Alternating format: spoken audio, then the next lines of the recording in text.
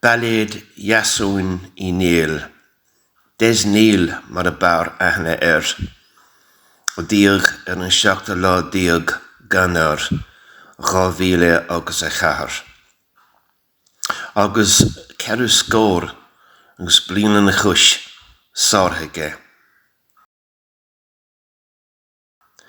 I bhóchrach míleoga a ba áit chónathe, an drainán dain mór hímpel agus mahar tiubh dríseacha, fás fan seoige agus sprús I bholach an tíl I mahan cluiche, le glunne briste, páni foinneoga lufa, dín slunne, cuidecub ire, an doras briste isteach, dach ré an airlár, ag duilleoga dan agus buí go bhí fór.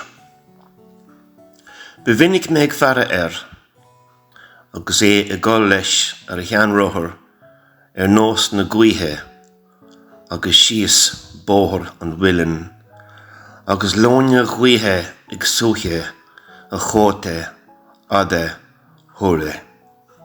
Ag lúsce, agus an té a bagante.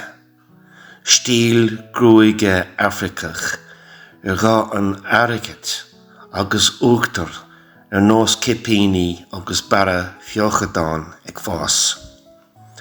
Farach lasrach astí ar a dhearg híon caite. Duine fír múla ba dar a mahar, a dúirt goróra chumas, cuí a chur éon bhaisín, bíag se le trónach, nú meicnúil lús buidil pórtar.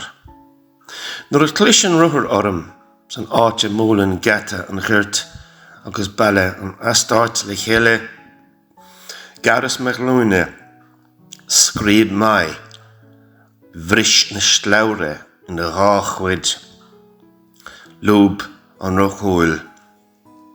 Jeisi sé a gná freis an fórtar a bar ag Alice Bulger. Agus an job cruignaige dúirt sé go raibh an ruthar nuachtlan as a bíosa, ach mise, briste, scriste, uá.